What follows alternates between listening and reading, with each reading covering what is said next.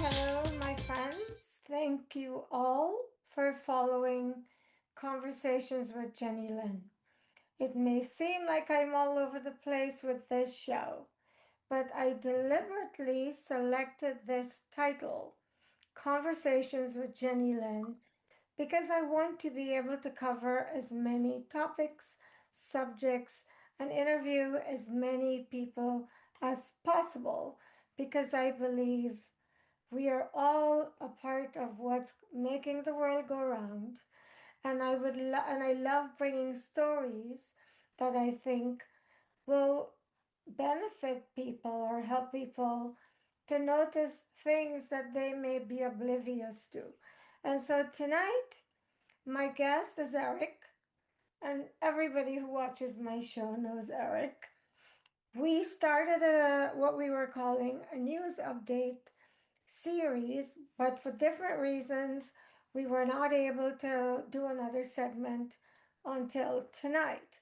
And so tonight we're back, and Erik, who is very good going down the rabbit hole and coming back up with the nuggets, he is going to answer questions I have, and hopefully you have, about current events that are mostly political, but it's what is happening now in the world. And I think it's important that we stay informed.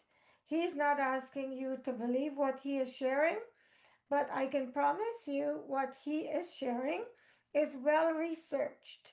And so tonight, welcome, Erik, and thank you for taking time out to do this again. Hello, Jennylyn. I'm happy to be back. A lot has happened since we last spoke. You can say that again. So much has happened that I don't know how much we can fit in tonight's time frame that we have set aside for this, but we'll do the best we can. And so, because there's so much going on, I'm just not going to waste time talking about too much, although I would like to insert this.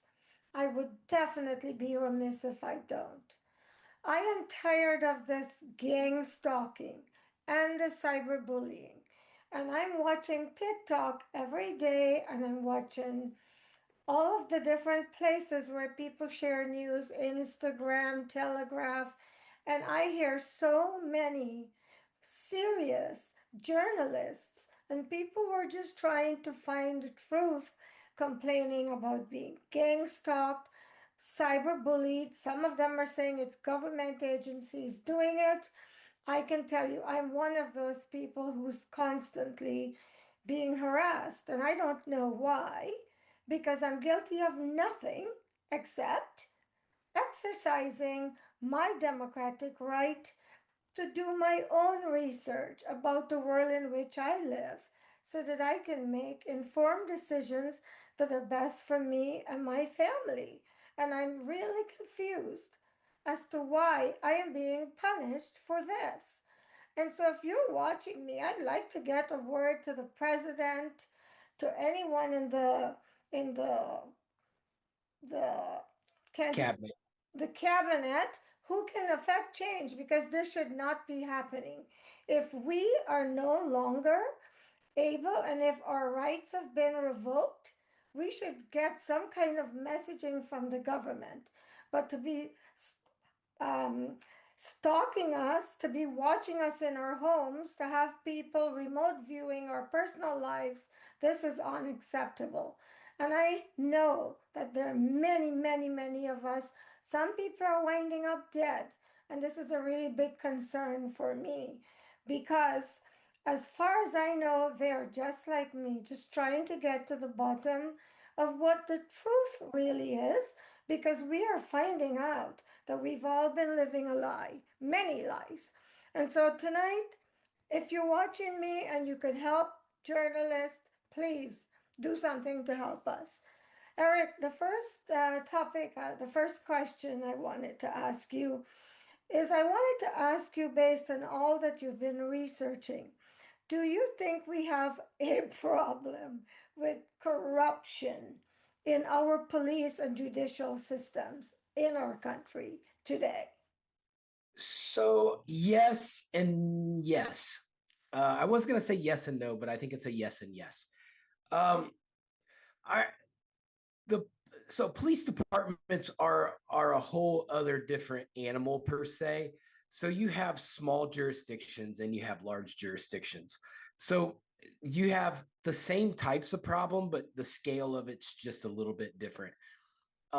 In small law enforcement communities, which I've been a part of in my life, they they have a very tight knit group of um, of officers, and generally, when those officers make mistakes, it's a lot easier to correct those mistakes without the public finding out.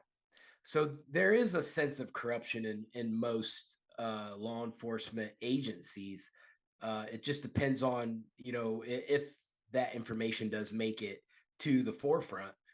However, in large agencies, you have the issue that they face of internal affairs. So most agencies with internal affairs, those officers, the internal affairs officers, are the most hated officers in the entire department because they are the uncorruptible, and they will expose a situation that they feel is unjust or a violation of ethics or law or whatnot. So there is a sense of corruption in the law enforcement that can hit any department in America. Now, is this like something that is like organized crime that happens every single day? Most likely not. Most likely it's a mistake that somebody made and there's going to be some kind of repercussion for it. Um, in the legal system, that's a whole other different ball game because prosecutors screw everything up. And there's probably going to be some prosecutors that are going to watch this. However, and I don't want to solely blame a prosecutor because it's the system's fault that causes prosecutors to do what they do.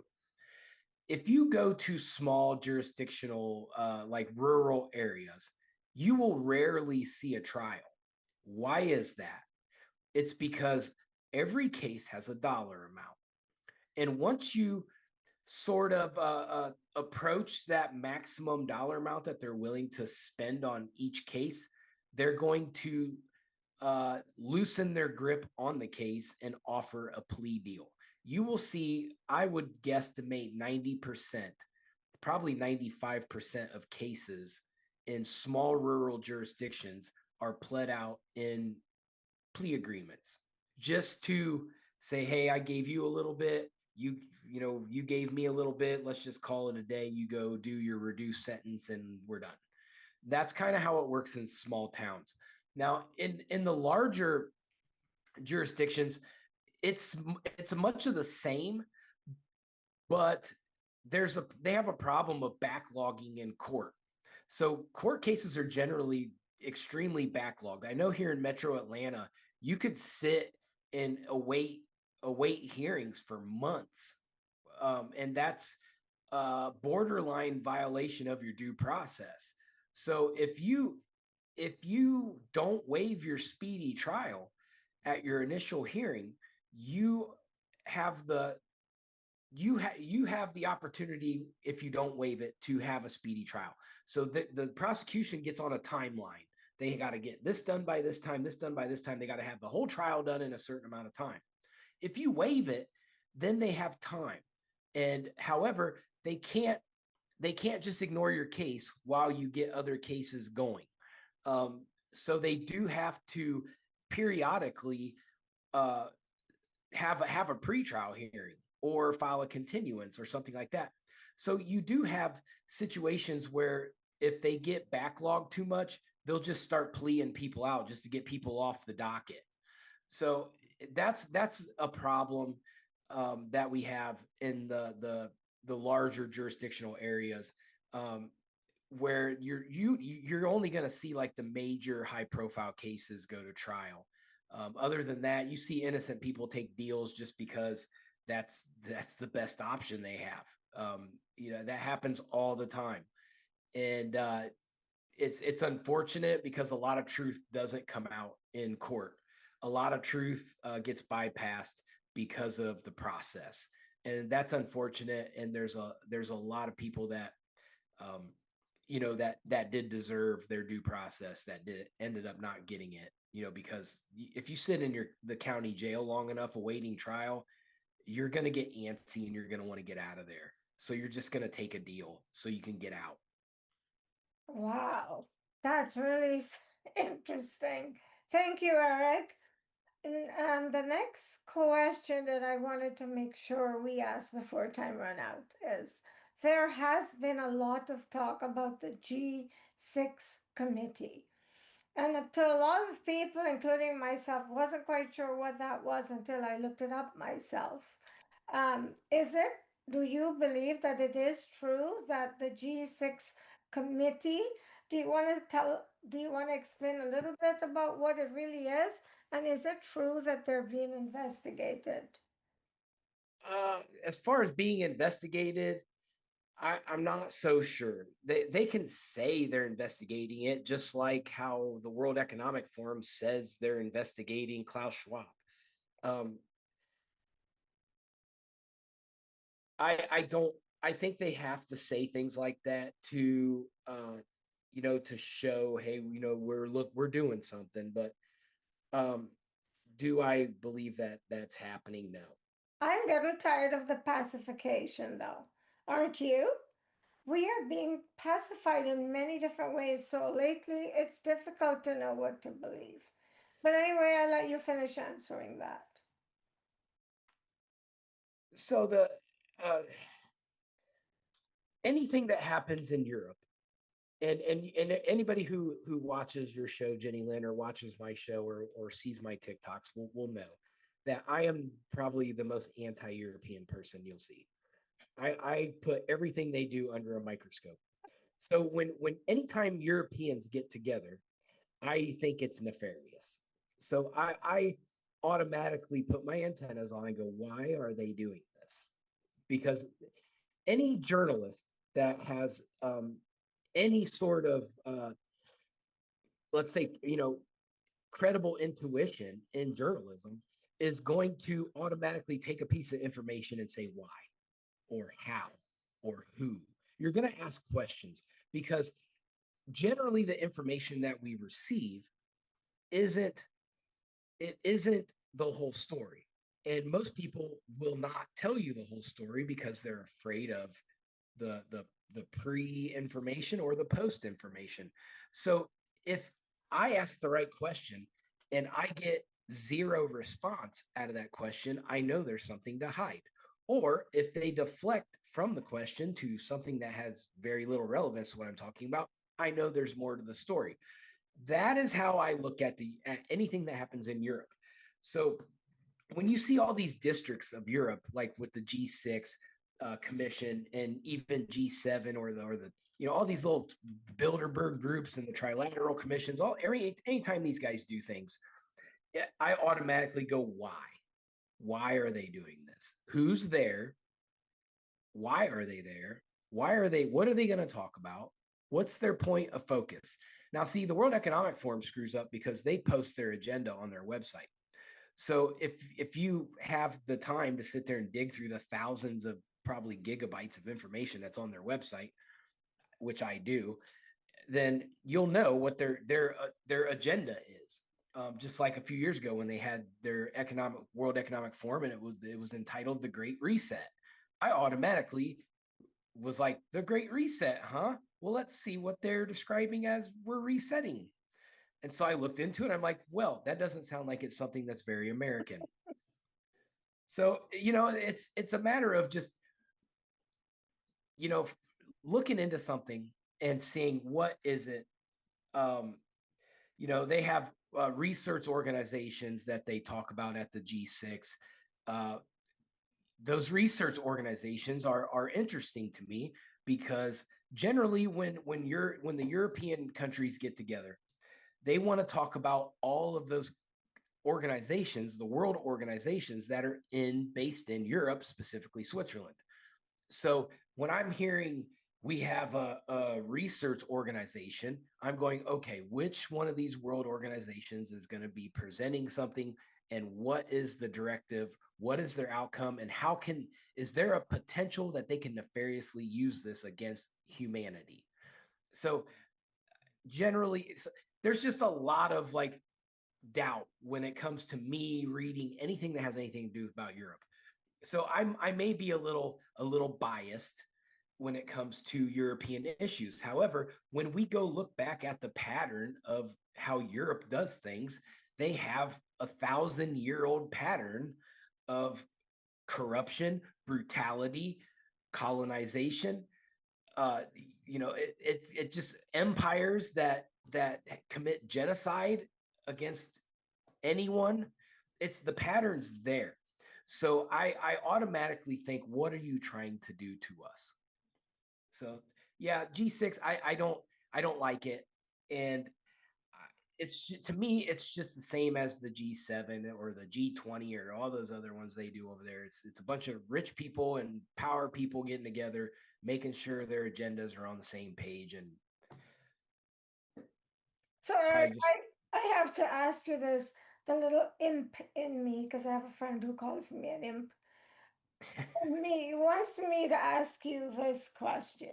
okay. You said you're very loved by the Europeans, especially European government. Was this after you wrote your book From the Mouth, or was this prior? It was after my book was released. So it was released probably a month, and um, it started hitting some of the European countries. And I'm sure that there's, especially with like the powerful countries, they have ways in their intelligence community to have algorithms pick up on things that they think is going to be a problem.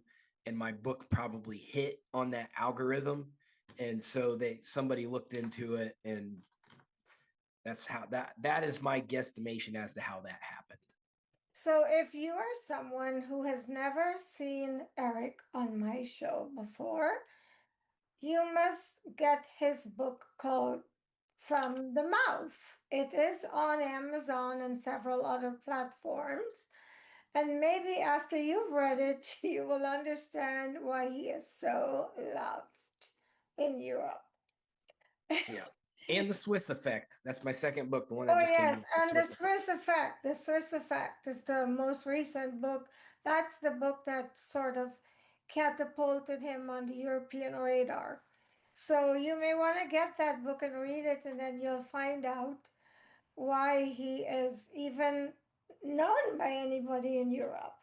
Um, Eric, the other topic I wanted to table was this auto pen, because I Okay. know how well researched you are, and I think if anyone is paying attention, they will know that several people were pardoned by the previous government, and now we are hearing leakages that these were signed by an auto pen. So what is that?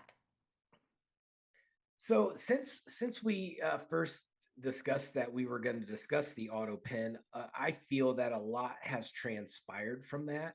Um, so at first it was, oh, a few weeks ago, maybe 3 weeks ago, uh, the auto pen came up, and since then it's been a staple. Every time Trump gets in front of a TV, he talks about the auto pen. He just did it today when he was talking about the nuclear executive orders that he did for the nuclear energy plan that he has. He talked about the auto pen. He was signing, and he was like, well, maybe I should get the auto pen out. And, you know, making fun of the Biden administration. Now, what we've seen, I'm starting to think that Trump is preparing us for something that has to do with the auto pen, Mhm. because as frequently as he talks about it, he knows something that he hasn't revealed yet. Also, proof of why I think that is I've watched the last week of how the left media has treated that. And what you're seeing is people are distancing themselves from the Biden administration now. And that tells me that there's probably going to be some kind of indictment out of somebody that was in the Biden administration for the use of the auto pen soon. You're seeing even got people like Jake Tapper, he's backing up. Joe Scarborough, he's backing up from stuff. So it's you're starting to see people get away from the ship because it's about to sink. And regardless of what side of the aisle you're on, I think that it is wise to look at the behavior of what's happening, especially with the amount of influence that the media had for the left and what they're doing now. They were gung ho for Joe Biden all the way until Nancy Pelosi jumped in there and Chuck Schumer jumped in there and said, "No, we're not polling very well." And so they pushed him aside, which at first everybody was denying that. Now we know it's a fact. And the auto pen thing's coming up. And so all these things are starting to come up, and now we're starting to go, well, was he really in control of this country for 4 years? Because if he wasn't, that's a problem. Because the electorate elected Joe Biden. We didn't elect whoever was signing all the executive orders he was doing. So that is a constitutional problem. I don't want to say constitutional crisis because that's what everybody says. It is a problem, and we may have had a president that actually was not presiding over the Constitution of the United States. Wow, that's kind of scary. So we don't have any idea who, unless this pen was battery operated with a brain and just stood up and signed the documents on its own, someone was using it. So I am hoping a big reveal is coming soon and we will find out who was using the auto pen and what that means for the signatures and what they represented. Does that make those null and void? I can't wait to find out. What do you think, Erik? Do you think those signatures are any good if Biden Well, didn't sign them? I think they're void. I think that anything that was signed with the auto pen is void. And if you haven't noticed, nobody from the media has asked Joe Biden if he signed those. You haven't heard nothing out of Joe Biden. Nope. So that if he wanted to clear that up, he could just get on TV and go, "That's nonsense. I approved of everything that was signed." And one of the things that kind of brought this to the attention was Joe Biden had a meeting with Speaker Mike Johnson, and Mike Johnson had asked him a question about an executive order that he had signed. And Joe Biden said, "I didn't sign that. I don't even know what you're talking about." And that's when this all kind of erupted, and Mike Johnson went back to President Trump, who wasn't president at the time, and said, "Hey, there's a problem here. Joe Biden has no idea what he's signing." And that's what kind of opened up that can of worms. And then we found out the auto pen was used a lot, which when you watch President Trump sign executive orders, he does it live on TV, right in front of the cameras. There's no auto pen getting used.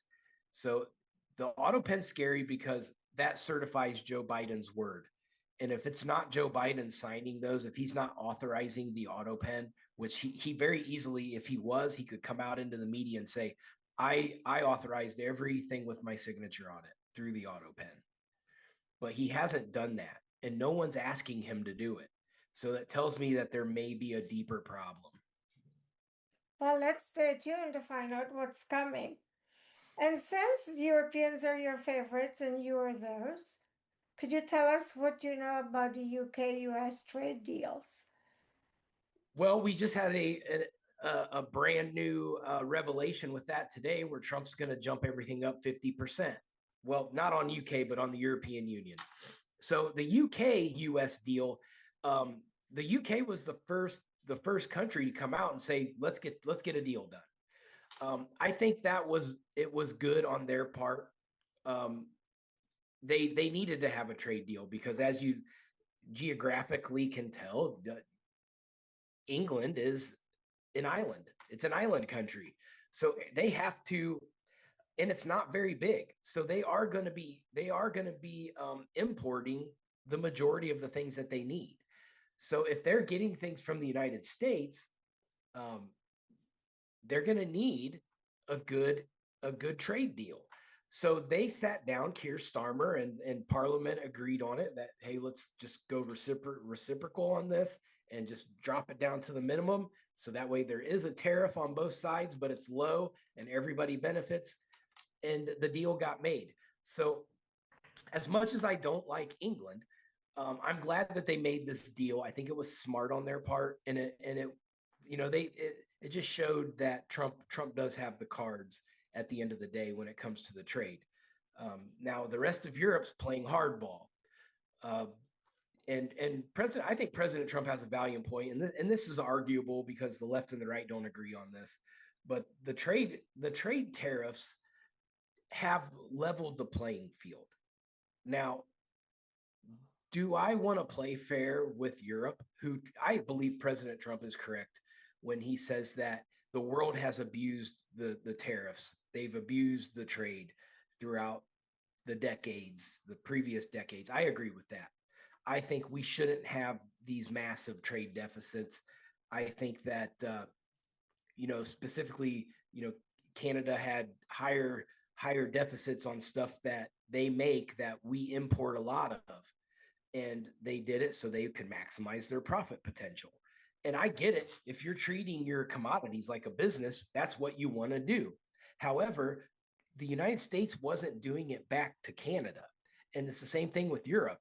Europe was over tariffing us on certain goods while we weren't really charging them anything. So that's a situation where that needed reset throughout the world. It needed reset. It was a risk. President Trump, it was a huge risk. And we saw the economy heavily react to it. Everybody in Wall Street got scared. And now we're seeing this gradual incline to where the economy's building back up, where at least Wall Street's building back up. They're starting to feel a little more confident as these trade deals start to transpire, and we're starting to see these countries cooperating Right. with President Trump's tariffs. The the the, the trade markets are positively reacting to it. So it's just a matter of time before it makes it back to where it was before the tariffs hit, like right around that 40. The Dow Jones was at like 45,000. So I think today we're at 41.7. I think is where it closed today, somewhere around in there. So it's making its way back up. Earlier in the week we were at 42.8. So it's getting there. We got all the way down to 37,000 right when the tariffs hit. So we've come a long way since the tariffs. So we're seeing the markets say, okay, the tariffs happened and it wasn't a disaster like we thought it was going to be. And now things are building up. In my opinion, Scott Bessent is probably going to go down in history as the greatest uh, Treasury Secretary we've ever seen. Wow. You know, I watched the world react to the whole tariff thing when Trump started with it.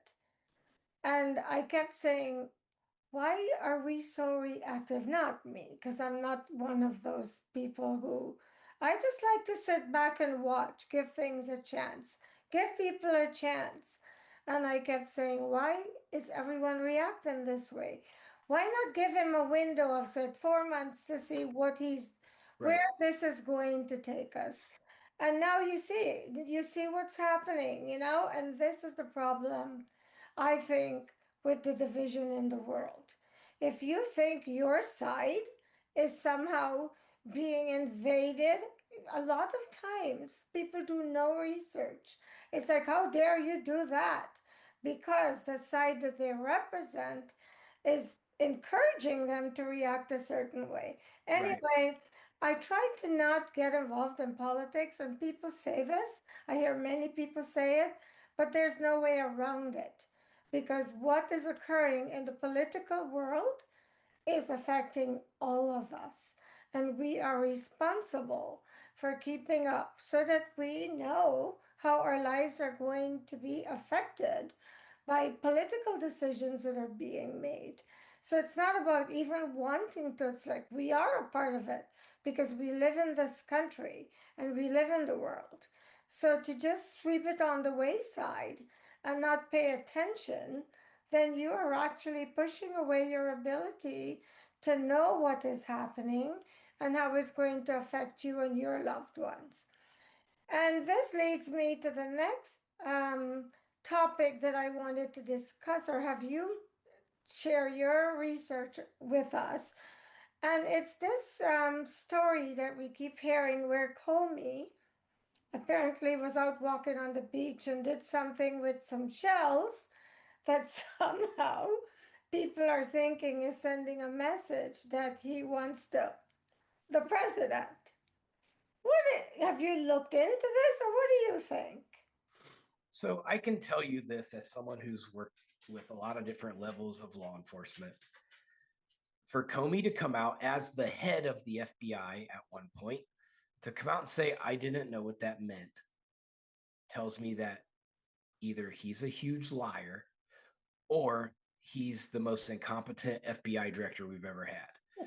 This is ABC elementary school information that every intelligence officer knows. They have agencies within these agencies that decipher codes. They know what all the codes are. So to see 8647, just like President Trump said, a first grader would have figured that out. It's a very simple codex that a former director of the FBI walking on the just miraculously walking on the beach and looks down and sees it. It would have his first question should have been, what does that mean? If he really legitimately didn't know, I'm not going to take a picture of it and put it on my Twitter for the whole world to look at. I'm going to Google it first. What does 8647 mean? That's what I would do. And I wasn't an FBI director, but I'm going to want to know what it means before I go run my mouth about it on the internet. So that's where we're looking. Either Comey's the biggest liar we've ever seen, or he's the most incompetent FBI director we've ever had. So take your pick. So, do you think that the intention was to motivate and rile people up and get people on that bandwagon? Because we know, as it has already been reported and we've seen, an attempt has been made on the president's life, even before he Right. was elected. Do you think, based on, I mean, you are a retired cop, you worked for the FBI, correct me if I'm wrong. You have your master's in forensic psychology. You've worked in this arena. Based on your experience and your knowledge, what is your gut feeling about why somebody would do that? So there's when you look at a crime, there the crime has to add up to what the elements of the crime, like the characteristics of the specific crime that you're looking at. So did this happen? Did this happen? Did this happen? If all those happened, then they can be arrested for that crime or indicted for that crime. So you have these elements you have to look for. Now, when you post a picture and you just say, "Look at what I found in the sand," that doesn't necessarily 100% meet the criteria of the elements of the crime. Right, But what it does do is for those people who do know what that means, it's almost like a bat signal. Like you post it and you go, okay, somebody's going to see the bat signal and somebody will act. It's we've seen this on social media over and over and over again where these politicians or these people who have influence, they will post these cryptic things that certain people will understand, and then they hope that it starts a chain of events. And that's what he was trying to do. If I was a betting man, I would say that he was trying to set the bat signal out there to either rile people up or to indirectly get someone to react. It's the same thing when Bernie Sanders, uh, one of Bernie Sanders' crazy lunatics, shot Steve Scalise. Bernie Sanders was talking a lot of fight this and fight that, and then one of his followers went and shot Steve Scalise. It wasn't necessarily a direct attack saying, hey, go shoot Steve Scalise, but it was enough of a bat signal to where one of his followers said, I should do something about this. and they did. So this rhetoric does pose uh, uh, some issues because we're vulnerable as a society now, as we all are reactive to social media heavily. So when we're that reactive to social media, where we rely on social media for everything daily, um, you're going to absorb a lot of uh, sort of passionate rhetoric that's out there. You're going to absorb that. I'm guilty of it as well. I will see something on social media and I will start feeling a certain type of way. I have to kind of take a step back and go, okay, that was the initial shock of it. Now let's look into it and see what really is going on before I say or do anything. So I have to be very careful myself to make sure I don't step over any of those lines because I don't want to influence somebody that follows me on a regular basis to do or say something that's going to get them in trouble because I don't want my followers to be sheep. I don't want them to be sheep to me. I want them to use their cognitive uh, thinking to process information and to make a good decision. I'm not going to influence them to go do anything other than think. Think about it from this angle. Think about it from this angle. That's all my job is for what I do online. Everybody just look at it from a different angle and think. I don't need you to necessarily go out and do anything. Just vote. That's my only obligation. My only ask of people is if you don't like what you're seeing, go vote. So that's the problem solving of our democratic process is you have the ability to go vote. So James Comey was in the wrong. People like Bernie Sanders, they were in the wrong. Some of the things that Jasmine Crockett has said has been very reckless and could fall under the same categories. Especially calling out Elon Musk and saying, "Hey, what I want for my birthday is people to go out and destroy Teslas," or whatever her exact quote was, but it was malicious towards Tesla. That should they have given too many passes for that, and that's why this rhetoric continues. Now it happens on the right side as well. They're just not doing it right now. So it goes both ways, and both sides of the fence are guilty of it. So it's something that I do believe that the Department of Justice needs to crack down on and get under control. No matter who says it, it needs under control. And that's case in point what I was referencing at the beginning of this interview.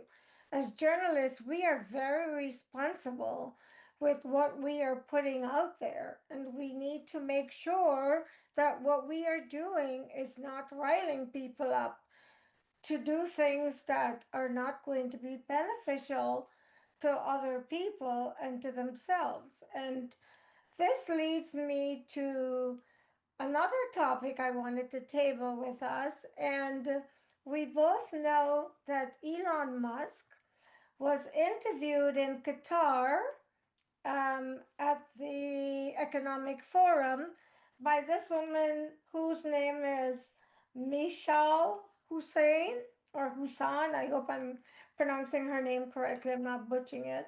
But if you ever watch this interview on Bloomberg, I would encourage you to go and watch it. And I remember watching it as a journalist thinking, man, how could someone be so blatant? She was obviously steering the interview a certain way.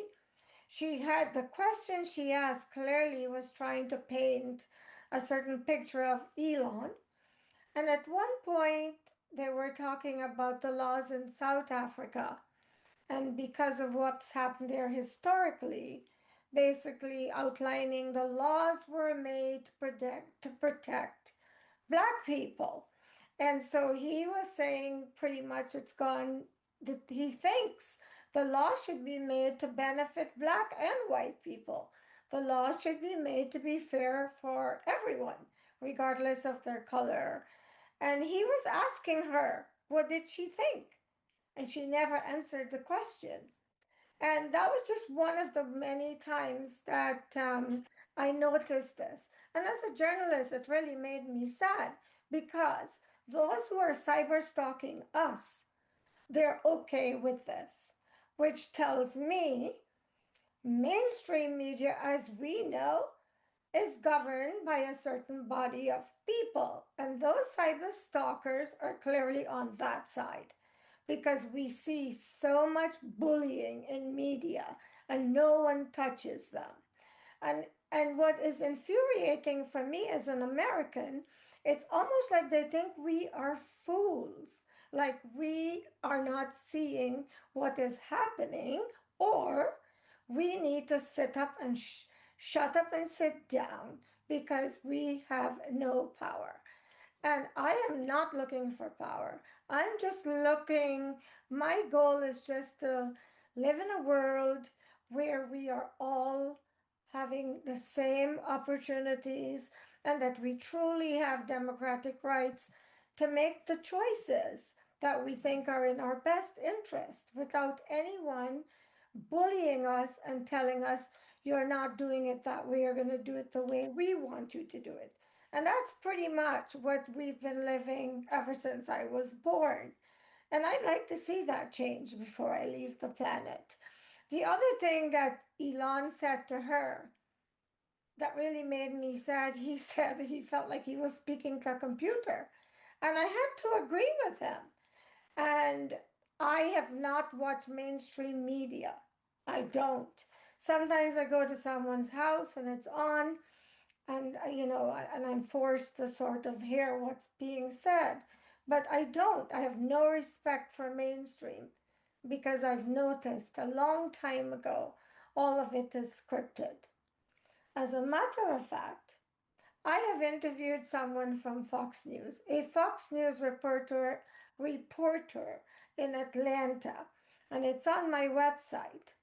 And I remember asking her this question: do you believe in everything that you are reporting? And she said to me, no, not always, but I work for the network. I have to say what is on my script and what I'm being told to say. Feel free to go on my website and look for the interview. I've interviewed two Fox News reporters and pretty much gotten the same type of answers. So, Erik, the Bloomberg interview, I know you watched it too. What Yes, was I your did. take? What was your take about that woman that was interviewing Elon? I was feeling his pain. Yeah, so I have a lot of the same thoughts that you have about it. I thought it was one of the worst pieces of journalism I'd ever seen, one of the worst interviews I'd ever seen. I thought she had a very tight agenda going in, Mm-hmm. and she tried to push it over on Elon. Mm-hmm. But the thing that people forget is Elon Musk didn't become so wealthy by being stupid. He is a very intelligent man. And chances are he had already knew that this was going to be a hostile interview. So he's already prepared. He knows he's going to get answered ridiculous questions. The thing I like about Elon Musk during this interview was that he was not afraid to say, okay, if you're going to take some shots at me, I'm going to throw Bill Gates out there. I'm going to throw, he put Bill Gates on Epstein Island. So that, No, he, she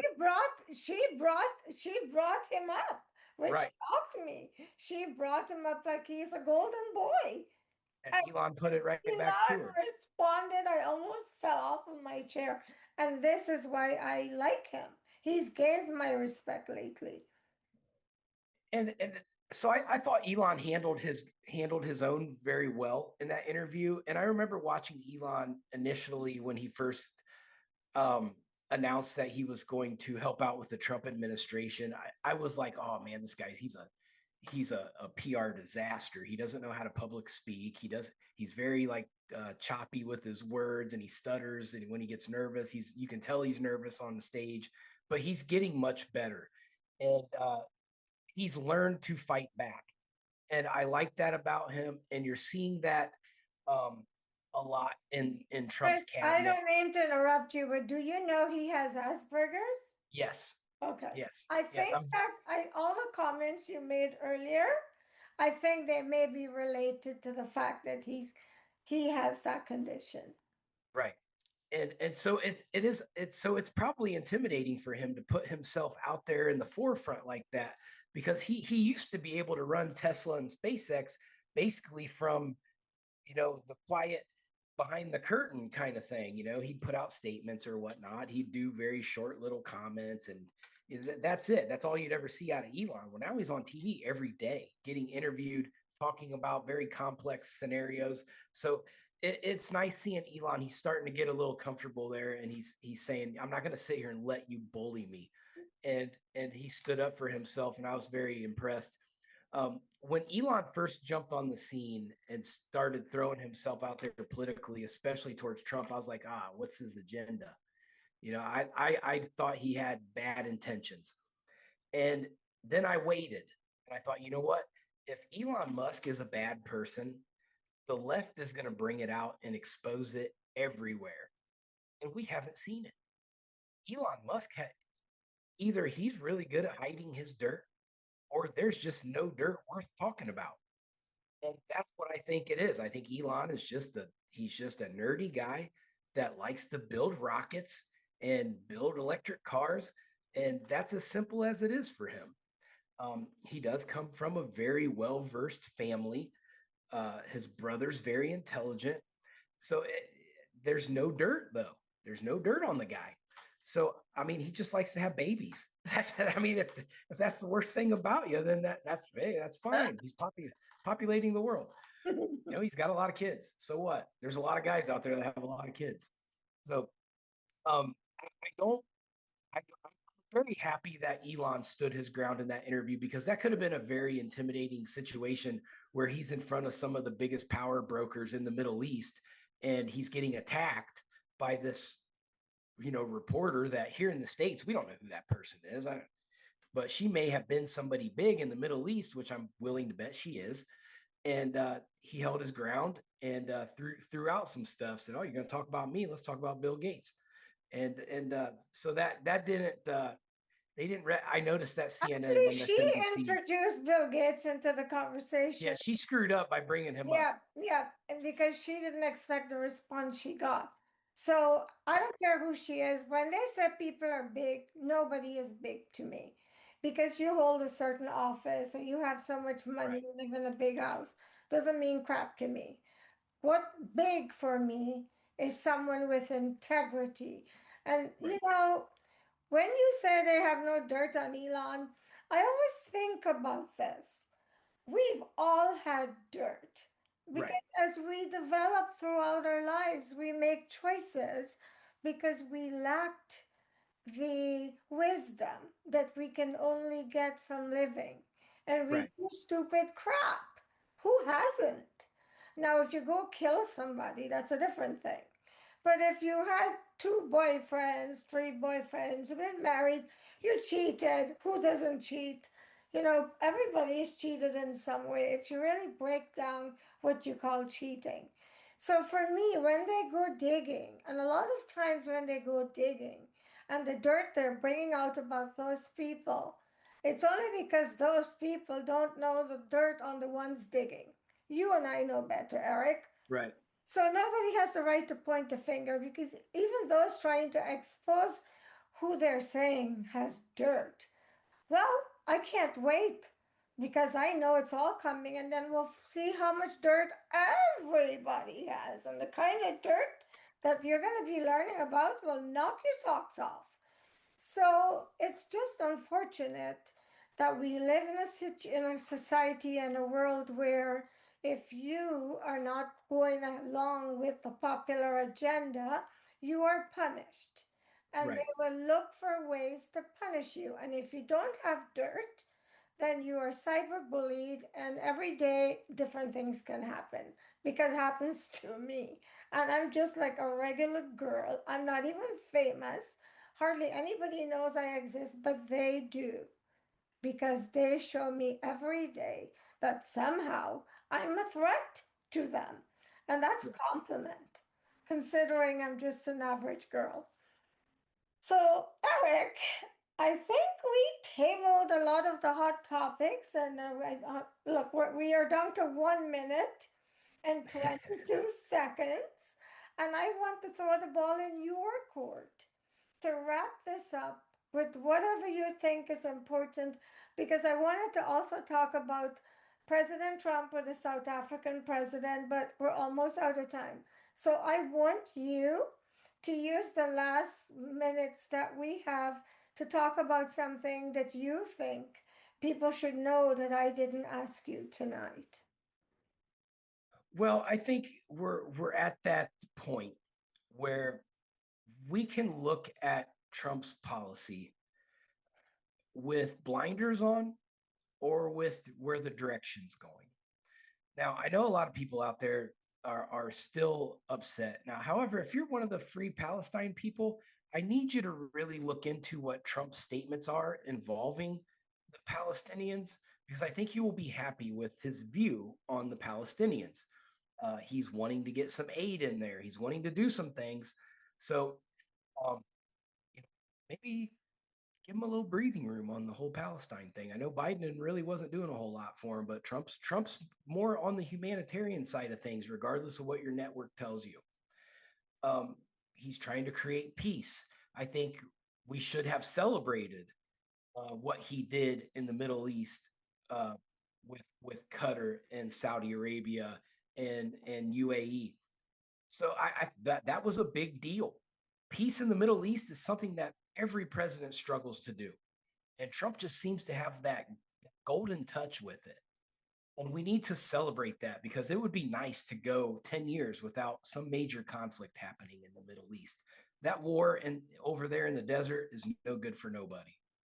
So I think it's a good thing, and we should really start to give him, like, Trump deserves a Nobel Peace Prize for it, honestly. So when they never gave him one for the Abraham Accords, and he should have got one then. So just be try to take the hate out and just look at it objectively. You're not seeing any rights getting taken away. Yeah, he's hard on the immigrants, but that's a 70-30 issue. America wanted that to happen. So we have to understand that sometimes he's got to do some tough things. Obama did the same thing. He rounded up immigrants and got them out of here just as fast as they came in. So, you can't have it both ways. Just be objective. See things from several angles. Use your brain, cognitively. Thank you, Erik. Thank you, thank you, thank you. And if you've been watching this segment, those are our views, but what Erik shared are not his views. Those are well researched facts. And we are not mainstream. And the reason we do this is because we'd like you to have some semblance of the truth, because we do not get that from mainstream. I can promise you. And lastly, before I say goodbye, we live in this world, and I do respect politicians on both sides of the fence. But at the end of the day, are they making rules and laws that are benefiting and helping you to live? Just take a look around at our country and the way it has been the last 10 years, and look at where all of our hard work and our taxpayer dollars were going. I have many friends who are ill and they can't go to the hospital because they have no medical coverage. And we are speaking about living in the United States of America. And there are many people with medical bills that they cannot pay. And it's not they don't want to, but you can't pay if you don't have the resources. So I would like us all to survive and to look out for each other. And I think we need to stop the division, the polarization. We need to meet in the middle and try to help each other so that we can all survive and live in a peaceful world. I believe it can be done. And I think a good place to start is by giving this current president a chance to see what he's going to do for us instead of just fighting. It's not benefiting anybody. And at the end of the day, those politicians that you're fighting over, they're living comfortably. I For promise you. sure. I promise you they are. So stop fighting each other for people who at the end of the day get together and hang out while you're hating each other because of them. And thank you so much for following me and listening to our perspectives and when we share facts, hoping that it's clarifying issues that you may have confusion over. And we will see you soon with another update because you don't have to wait on me to bring Erik here on my platform. He has a show. It's called The Expandable Show. He's on YouTube. If you're on TikTok, he's on TikTok.